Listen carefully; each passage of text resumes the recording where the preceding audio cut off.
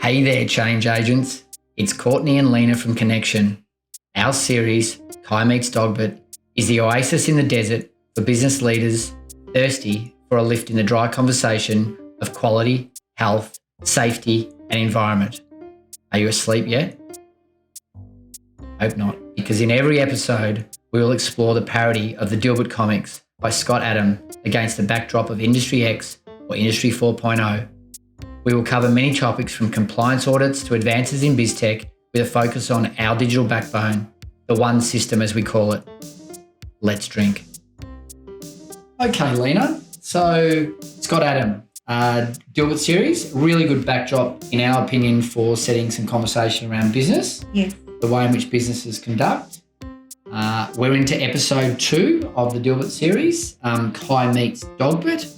And in this episode, we're going to continue a theme around the digital backbone, making sure that a business uses innovation and technology to enhance their business functions.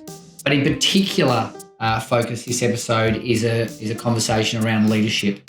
So in today's episode, we're going to cover 3 topics. Do you want to talk to the audience about what those 3 topics are, please? So we're going to talk about HSEQ or QHSE. Yep. We're going to bring a case study, which is Snowy Hydro. Wonderful. And we're going to link it all to innovation and technology. As we do. So it's important to understand that in this series, we're going through what we believe is the important aspects of running a business around governance, leadership, building your why, and then driving through to a quality, safety, environmentally conscious business, underpinned by a digital backbone, and in our instance, the digital backbone called the One System. So we thought we would cover off an important topic today, the topic of leadership. And when we reviewed the 4 million Dilberts that we looked at, we both had a laugh at this because it felt like one of those conversations around leaders taking credit and kudos for something completely outside of their control. And that's as far away from leadership as we think you can get, correct? Yeah. So if you are going to be a good leader, what are some of the things you need to do under the ISO framework or quality framework or an integrated management system? So of course this esoteric idea of not taking credit for your team's work is important. Leadership is about being selfless, is about thinking more about the team first. Yep. But in the context of ISO, one of the key things is commitment. So leadership and management has to be committed to HSEQ. It has to be committed to delivering high quality with a customer focus. It has to be committed to ensuring the health and safety of everyone who comes into the business, including, of course, the key assets of each business, the workers. And it has to be also committed to the environment to make sure that our global environment stays as safe as possible from harm and damage. Oh, I agree entirely. And so it's really about setting a tone, understanding what the aspirations of the business are or setting those aspirations and then driving down a really strong communication path to the teams in which sit below the leadership group to ensure that they are on the same page, delivering the same messages and achieving the same outcomes for the business. We're going to pause and move into the next slide now and try and tie that into a case study which we think represents a really good example of leadership, and that's starting way back, I think, in the 60s.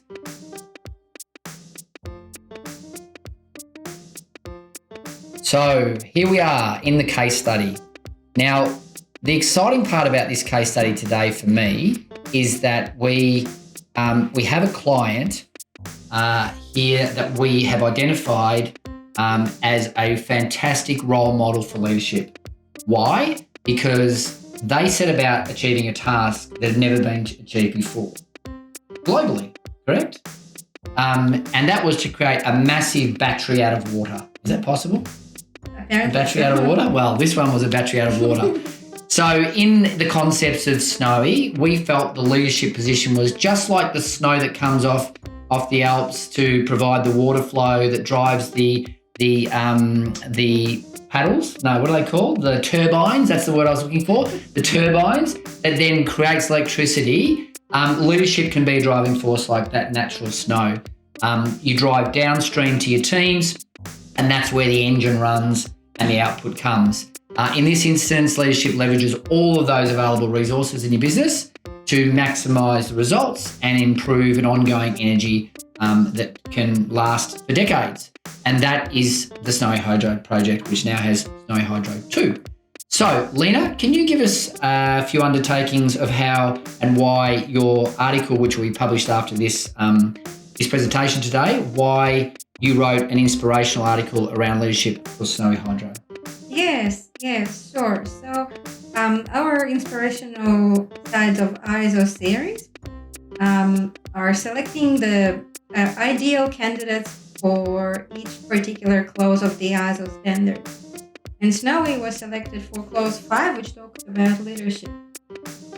The key ideas of leadership are to have your commitment, to have your policies and procedures, to communicate your policies and procedures to the team, and to ensure keep it up and to ensure that your team understands their responsibility and the role that they play in achieving the goals and the objectives of your safety, quality, environment, and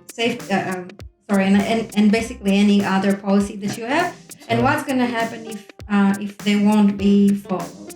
So I promised then that I would put you off somewhere later in this piece, and unfortunately I didn't even disturb the conversation. So congratulations, keep going. What else do we want to touch in regards to leadership? Anything that stands out in the case study? Inspiration. Yeah, inspiration, agreed. So Snowy, I guess as you will read in the article, Snowy really was a very, very inspiring force from the very start.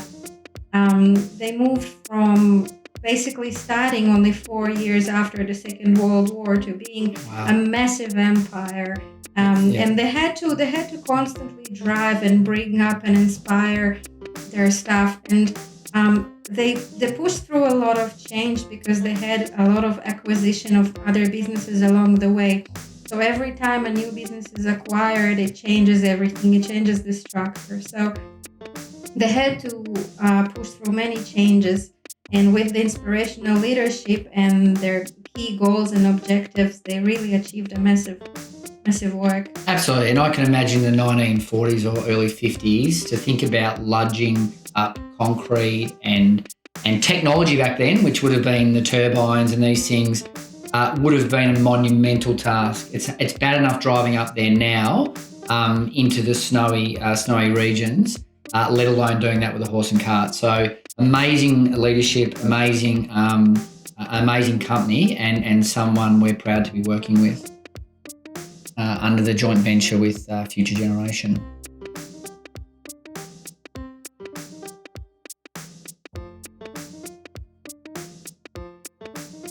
So with every series we do around Dilbert, which is the dry and satirical of business, we try and bring in where our core sits. And our core sits around innovation and technology, and fundamentally delivering what we call the digital backbone.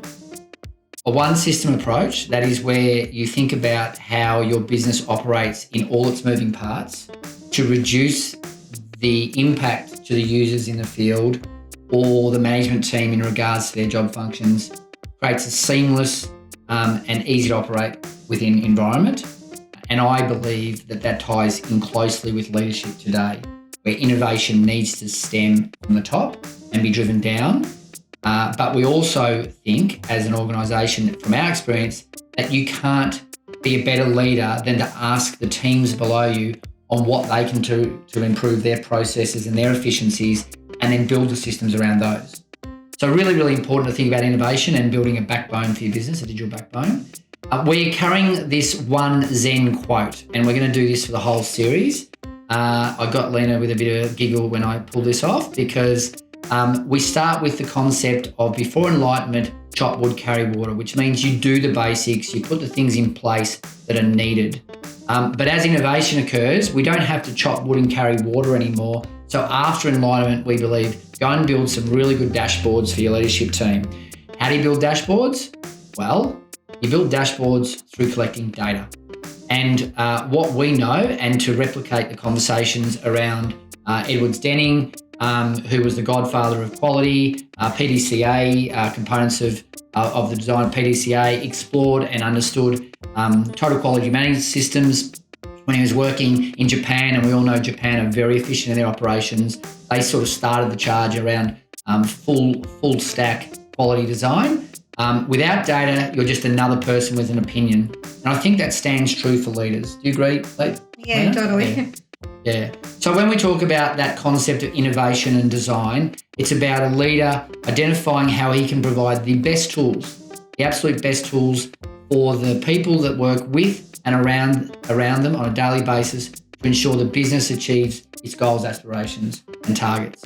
And in our land, in the land of Kynection, Kim, our one system, is our backbone in our business. We eat our dog food or eat the dog food and drink the champagne that we provide to our clients.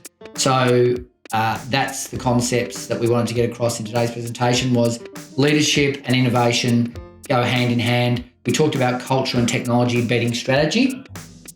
I think communication, I think culture, and I think execution driven by leadership is another way to beat strategy, or at least be as good, if not better than strategy.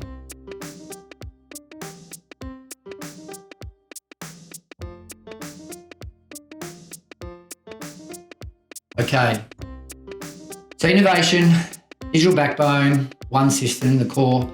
It would be remiss of us not to talk about Kim and the value it brings to organisations in business.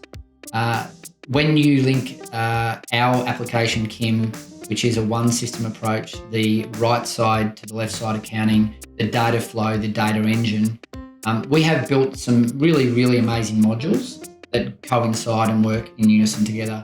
And some of those modules include eForms, includes document management and knowledge base, and it also includes supplier and contract management as examples. I think given we're talking about leadership today and the way in which someone communicates in their business and receives data back from the business, we can focus a little about eForms. Could you talk a little bit about our eForms product, Lena, and the value that brings? Yes, of course. So we have different electronic forms, like toolbox forms, different work assessment forms, auditing forms, and different reporting forms that traditionally people used to do in paper. So doing them electronically saves a lot of time. The reporting works a lot quicker. The managers are able to see them straight away. And it also removes any errors, misinterpretation of handwriting, duplication, non-value-added tasks. Yes, loss of information. And one of the key critical things is that the workflows can be forced workflows, which means that without completing certain fields that are called mandatory fields, without completing these, the person cannot proceed forward and complete the form. And that includes completion of different tasks, evidence fields, photographic evidence, and things like that. Oh, and the amazing bit about this is it's almost an app within an app, in that you can design any workflow, you can design multiple sign-off points, checks and balances, almost any data field you can imagine you can trap, and it all can link to and around the other modules in the system like HR and jobbing and scheduling and the like. So eForms, super powerful for a leader to use to trap data and provide communication downstream to your team. The other one that we will finish on, and it's really important, is knowledge base. Can you just talk briefly about how knowledge base adds value to a leadership team on the way in which they communicate? Yes, knowledge base is a manual for health, safety, environment, quality, and any other procedures. This is a register of all of your business articles that can be that's located online and can be reached through mobile phones and tablets from any point. And it will save you from having people say, "Oh, I haven't read it, I haven't seen it, don't know what you're talking about." It's all available there, and also in flow charts instead of text. Absolutely.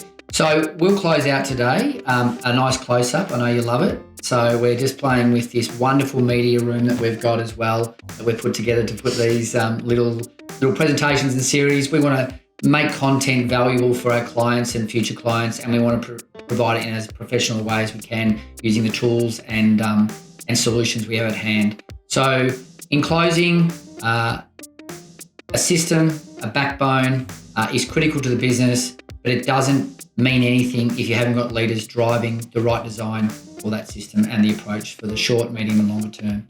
Thank you for your time today, Lena. It's been a pleasure, and we look forward to kicking off into episode 3 of this series. Special thanks to our clients and partners for contributing to our knowledge as we continually improve KIM, our one system, built for Industry X. Additionally, we would like to give thanks for the inspiration of this series to Scott Adams, who brought to light the most frustrating aspects of business in his Dilbert series. Scott wore many hats and jobs while creating the Dilbert comic series. Dilbert was first launched in 1989 and now appears in 2,000 newspapers in 57 countries and 19 languages.